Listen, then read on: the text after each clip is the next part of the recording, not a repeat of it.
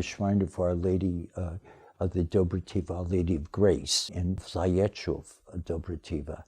It was recorded of a man who had a dream. He dreamt that the Mother of Jesus, the Blessed Mother, appeared to him one night. In the vision, he was accompanied by two men, elderly men, who brought him to a small hill. This woman, who was holding a child, pointed to the ground and said, "I would like a church built in this place."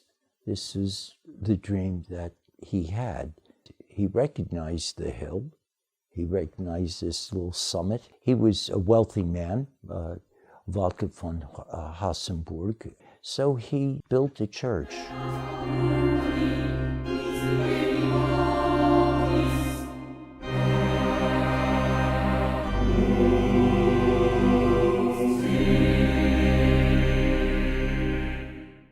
After the monastery was founded in 1262, when we began inhabiting the monastery that was built, it was a period of growth.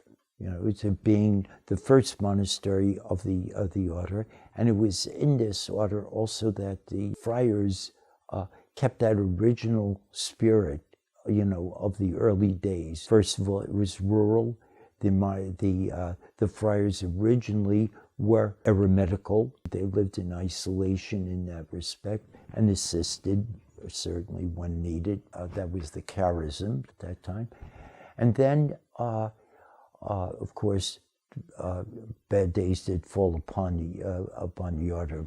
With the execution of Jan Hus at the Council of Constance in 1415, then began a period of trial, which lasted for some time.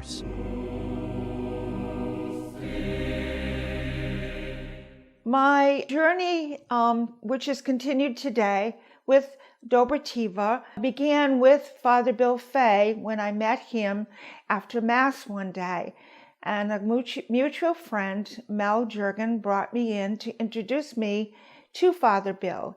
He was on sabbatical and he also taught seminarians during the months of January and February. But before I went to meet Father Bill, I had a locution to tell Father Bill that he is not unto death, that he will be cured, and he has plenty of work to do. It is only a mild illness. So when I went into the sacristy to meet Father Bill, I said, after I introduced myself, I said, "I do have a message for you from the Blessed Mother," and I repeated the message to him. And he said, "Well, that is very strange because they've diagnosed me with cancer." And he said, "I only have a few months to live." And I said, "Not according to the Blessed Mother." I said, "You're going back to Prague and you're going to continue with the work on your restoration of Dobrativa."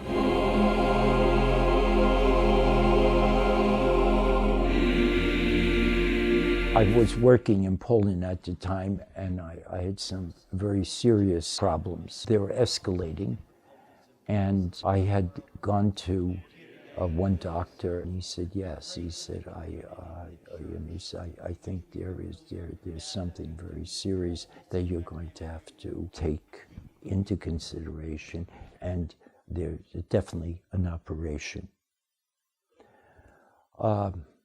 So I returned to the United States. I informed my superior, and I had a friend of a classmate of mine who was pastor of parish. I concelebrated Mass with him. I came into the sacristy after Mass. I was totally exhausted. I couldn't really walk about. I was every step I took became increasingly difficult, and appetite left, and etc. And well, I was expecting, that this was going to be quite a bit of time before anything could be done. So this woman came in, accompanied by another woman, and she came over to me. I never met her before. I didn't know her. So she looked at me and she said, She said, "You're going to get better." She said, "because you got work to do." And she left. So lo and behold, he did. He went back. He was fine. He was cured. And we started work. He said, "You're going to help me restore it," between Bob and Mel Jurgen and Bob, my husband, and myself. We said, "Okay, we'll see what we can do and help you out." I met Betty Harris in 1998, Father, when they came, she came here with the group of the Svata Dobrativa Foundation. And I met because Father William introduced it to me. We were talking. She was a very interesting person for me, like a person full of energy, full of love, full of spirituality and so on. I was surprised. I was little concerned when they begin to talk about the apparition of the Blessed Mother and all the revelation, all the messages. I say, okay, with that kind of thing, a little, okay, careful, okay, I don't believe, not that I don't believe, but I prefer to wait and to see what the church is going to tell us. But I was surprised for two things. The first one, and I was so happy for that. I say, these people, they are from 100 of miles. They are coming here and they want to help. They want to help us. Yeah? I don't know if they say that the Blessed Mother told that, okay, help the Augustinians, or they want to help. But for me, it's important that people that they didn't know us, and Betty Harris, she knew Father William, but myself and the community not, and they are coming here. They are spending a lot of money to come here like a group to see the place and to pray and so on. So they want to pray and they want to help the Augustinian with a project that for us at that time was one of the most important projects, to have a place outside of Prague where we can have many of these activities that we have here. What happens to me, the interior locution, I get warned because I have the gift of tears. And then the Blessed Mother or Jesus or our Heavenly Father, and in some instances, some saints come, I know that someone is coming. And it starts and it fills my whole being with their voice. It's not like really hearing a voice if you close your eyes, but it's just something that speaks within your whole body. You're aware of what goes on outside, but this overtakes you, so that's all you concentrate on, especially if it's an instructional message on work that I have to do. At that time, then I moved forward with the Rosary Group. The Blessed Mother instructed us to organize the Svata Dobrativa Foundation, named all the board members, and then from then forward, she started giving us instructions on the work that she would like accomplished each time we were to travel to Prague. Frankly, after I was healed, I never returned to it. I never thought of it. I just thank God that I was able to continue the work. And then I met Betty again. She says, now, she said, you have work to do. And then, then I began to think about what happened. So at the beginning of 1998, or the end of 97, we discovered that the monastery of Svata Dobrativa was sold. We want back that monastery because we want to create like a pastoral center, a family center, and so on. We wanted that monastery because it's the oldest Augustinian monastery and churches here in the Czech Republic from 1262, 63 was founded. So it has a lot of history. You know, going back to the roof of our presence here in the Czech Republic, and now what we are going to do. So we contact with the general. The general told us go talk with that company and try to buy back that monastery, and this is what we do at that time. And I can tell you that really was very, very difficult times of negotiation, and he wants more money, and at least at the end we only pay 5 million crowns. And thanks also we could pay that money thanks to the help of the Betty Harris and the Svata Dobrativa Foundation. The monastery, the grounds were sold to some, I believe, a gentleman from Canada, a Czech who migrated to Canada, came back and wanted to establish a sports center, an athletic center. I heard about it, and one morning, the phone's ringing off the hook. No one was around. So I answered the phone, and this man got on the phone, and he said, well, we're ready to sign the deal. He said, but this is the last moment. I can't wait any longer. And without any thought, I said, the deal is over. I said, we canceled, we backed out. We really didn't, but I did.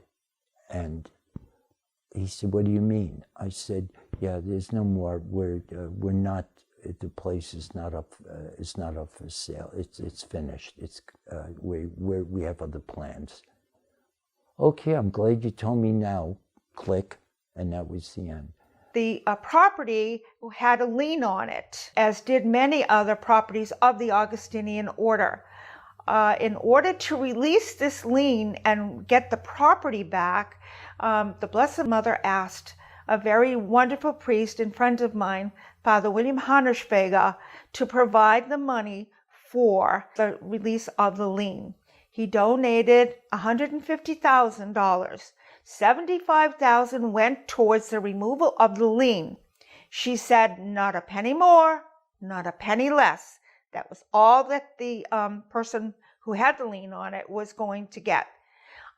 We met with him. He accepted the money, removed the lien, and we returned the property to the Augustinian order. The Prior General came to visitate us, and he took me aside, and he said to me, where are we going to get the money to renovate this place? You're just a handful of people.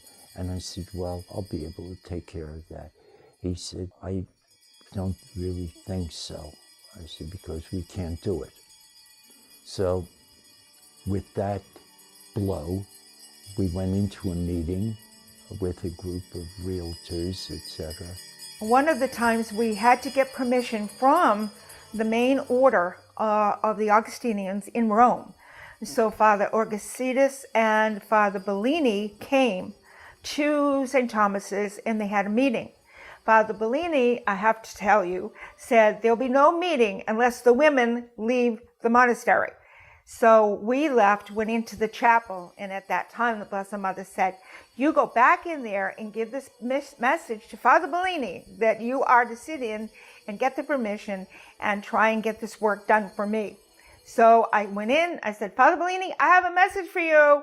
I said, we have to stay. Sorry, we can't leave. And I gave him the message, his personal message. And he looked at me and said, how would you know that? And I said, because I was told this. And it had to do with a friend back in Italy many years ago when he was a child. So from then on, we had no problem with the Augustinian order and the work at Dobrativa.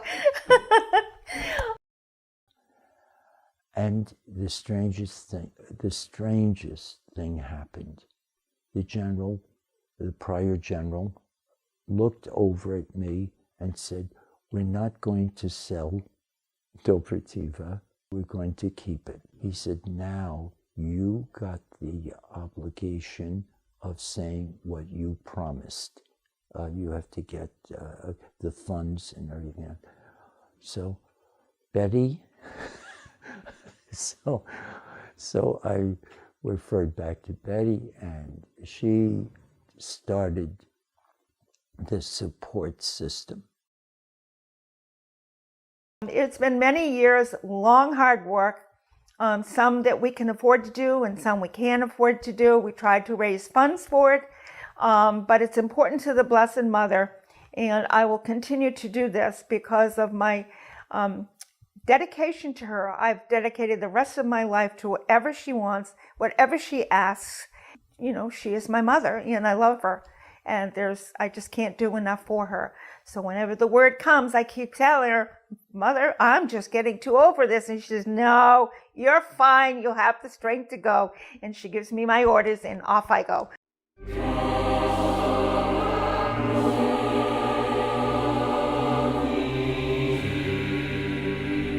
The restoration of Svata Dobrativa is not the restoration of a museum.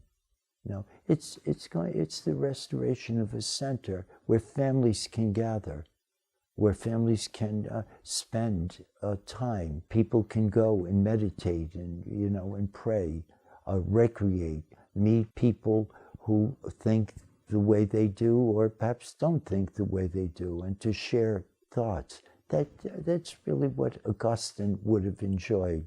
The high point of Augustine's day was to speak at table about the wonders of God's creation and what can be done and should be done, etc. And this Dobrativa is that type of intercommunication center. It's a lovely setting. It has an aura of generations, of over 700 years of prayer and work, of tragedy, restoration, renovation, failure, standing up and keep walking. St. Augustine once said, the greatest grace that God can give us is the grace of standing up and keep walking in one direction towards Him. To have the possibility that the monastery will be full of people, that was the wish of the Blessed Mother when she appeared in 1262, that people will come to this monastery and to this church to stay here, to pray and to have like a place of a peaceful place of spirituality, place of rest. And this is my idea, that one day the whole monastery will be not only 6 months, but the whole year.